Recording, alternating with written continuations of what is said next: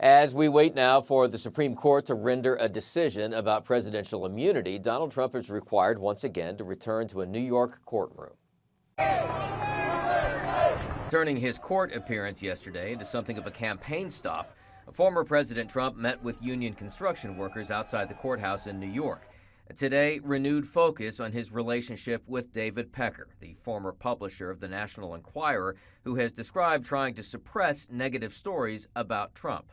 And despite accusations that he has violated a gag order, Trump railed on the case. This is a trial that should have never happened. This is a case that should have never been filed. You're bound to lose, you fascists bound to lose. No gag order outside the U.S. Supreme Court yesterday, as justices considered Trump's argument that presidents should enjoy broad immunity from criminal prosecutions, including the election interference charges he faces. Hard to imagine that a president who breaks the law is faithfully executing the law. Justices seem skeptical of sweeping immunity claims, but they may settle on a more limited approach. I'm not focused on the here and now of this case. I'm very concerned about the future. I think what the case is going to come down to is how sweeping is the immunity that a president has, and what exactly does it include?